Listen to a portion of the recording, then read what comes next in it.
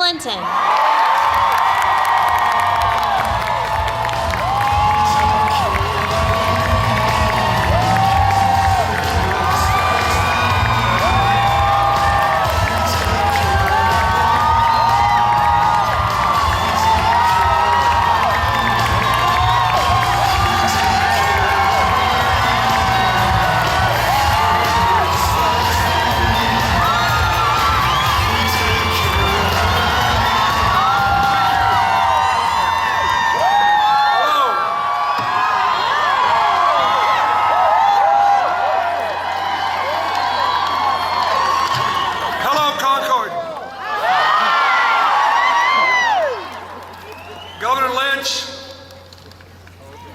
Susan, thank you both so much for being here, for your service to New Hampshire, your support of the President. Senator Shaheen, thank you. I'd like to thank our nominees for Congress, Eddie Custer and Carol Shea Porter, thank you. And I'd like to ask you to vote for them. And I want you to elect Maggie Hassan governor on Tuesday. Folks, the hour is late and the time is short, but on this beautiful day, we can still make a difference in this election. The polls say it's close and it could come down to what you decide. 20 years and 9 months ago, New Hampshire began the chance for me to become president.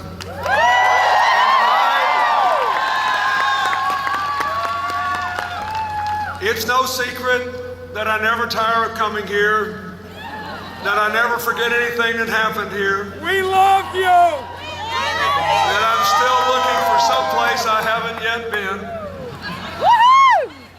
And it is a very good thing that in the closing days of this campaign,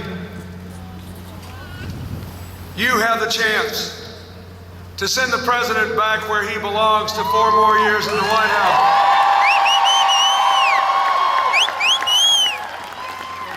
The people of New Hampshire were good to me because I just sort of talked to them. I like to talk to people. I like to be in a place that's small enough where people want to look in the eye and size you up and know what you think. I have worked very hard in this campaign. Yes. I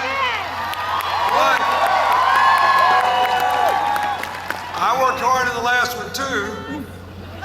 I did 40 events for the president. Hillary did 70. But I want you to know something. I'm much more enthusiastic now than I was then. And maybe because I have done this work. Maybe because I know how hard it is. Maybe because I know how important words are, but deeds are more important, harder to come by.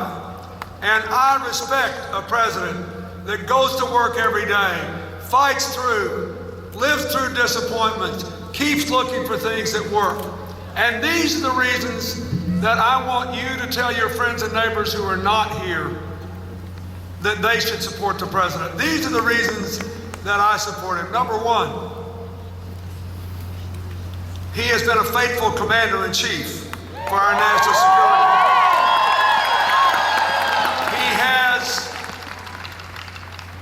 Taking good care of our men and women in uniform. He has ended the war in Iraq. He is drawing down the war in Afghanistan. He has fought the terrorists with vigor, and he has pursued diplomacy with vigor, knowing we live in a complicated world where things change beyond our control, and we need to build more networks of friends and have fewer adversaries. And he's got a very good Secretary of State.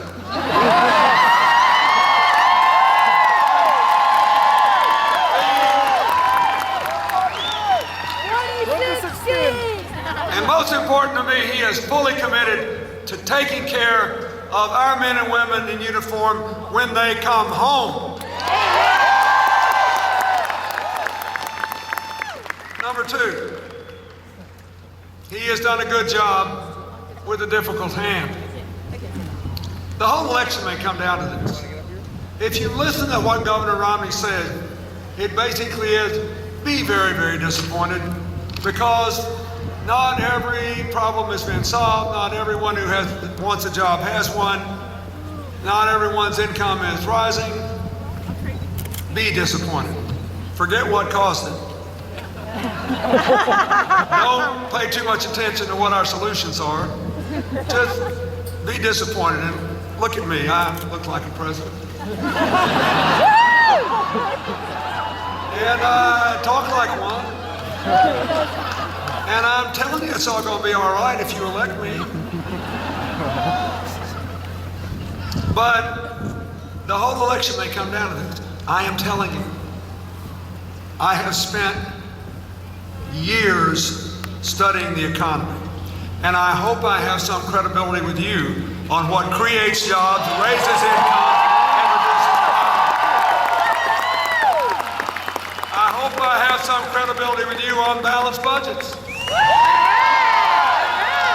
I am telling you, no one who ever served as President of the United States and no one living within the borders of the United States of America could have fixed all the damage that was done from the financial crisis in just 4 years. It is not possible. It could not have been done.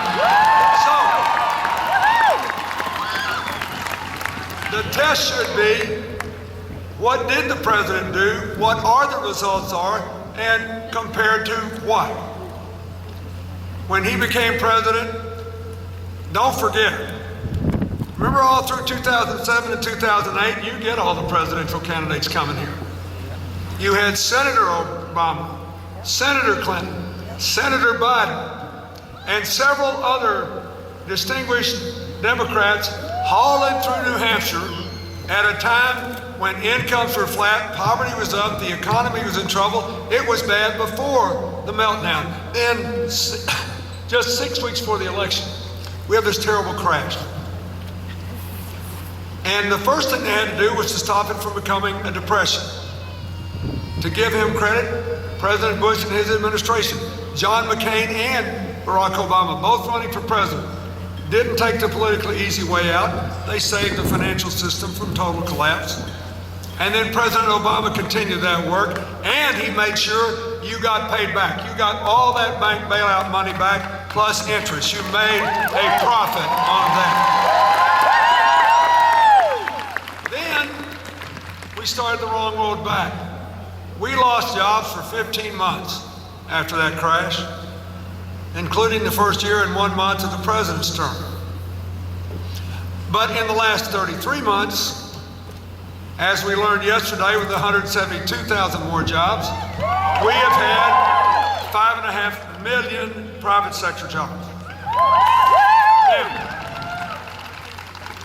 in the 7 years of the previous administration, when they followed the same policies that Governor Romney is recommending, in the 7 years before the crash and after the brief dot-com slowdown, they had 2.6 million jobs. So you got 2.5 years, 5.5 million jobs, 7 years, 2.6 million jobs, the same policies. I'm telling you, compared to what could have happened, Barack Obama has done a good job.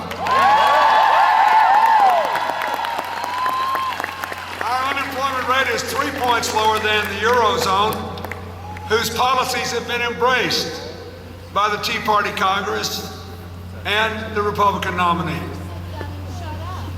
With a tough hand, he's done a good job. But you just remember this when you talk to people in the next 2 days.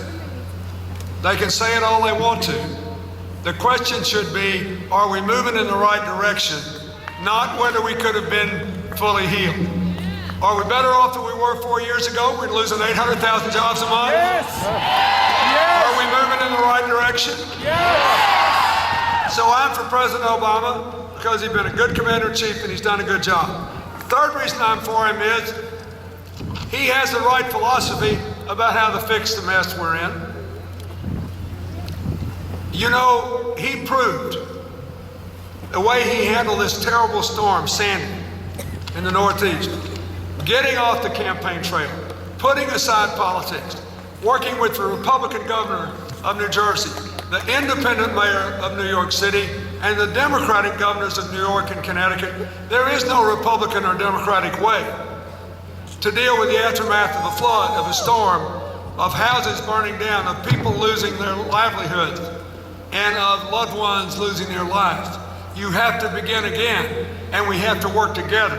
It was a stunning example of how we're all in this together is a way better philosophy than you're on your own. That's right.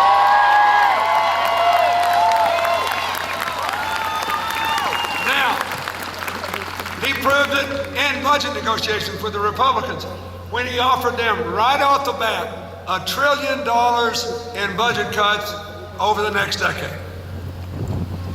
And he said, now can we make a deal more or less like the Simpson Bowles deal?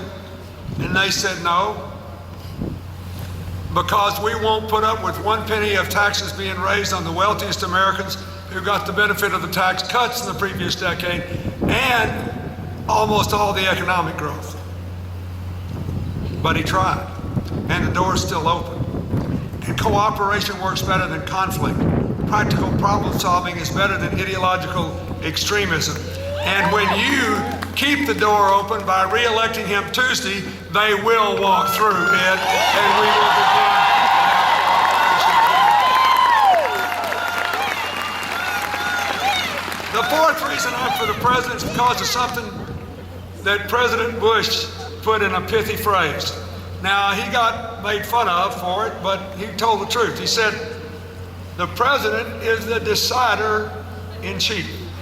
Remember when he said that? But that's true.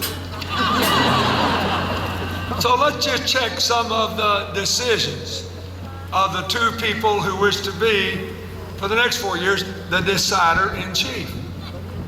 Barack Obama signed the Lilly Ledbetter Fair Pay Act.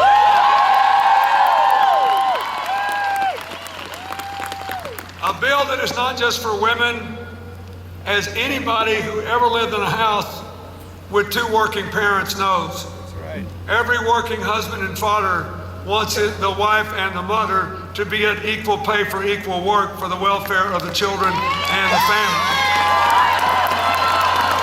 When asked in the second debate whether he would have signed it, the president's opponent, who spent all these years telling us how decisive he is, said, well,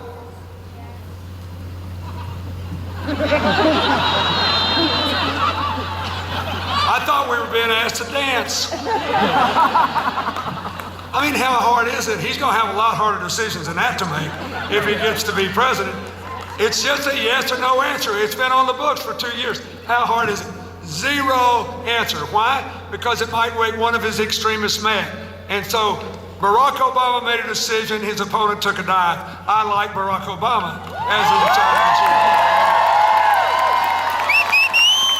Barack Obama decided to fight for funding Planned Parenthood, and his opponent wants to defund it. I agree with Barack Obama.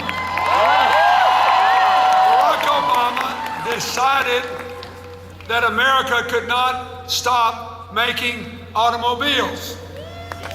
And so it was not a bailout, it was a restructuring plan that required give-ups from management, give-ups from labor. The United States loaned money to Chrysler and General Motors. The loans have been paid back with interest. And we invested in their stock, and we'll get that back too. And interestingly enough, all the German and Japanese companies that make cars in America, they were all for that restructuring deal. Why? Because they know we're all in this together. And if General Motors stopped buying our auto parts, then all those auto parts manufacturers would go under, and there'd be nothing to keep the German and the Japanese companies going. They were all there. What happened? We saved 1 million jobs, and now there are 250,000 more people making cars today than there were the day the president pushed that bill through.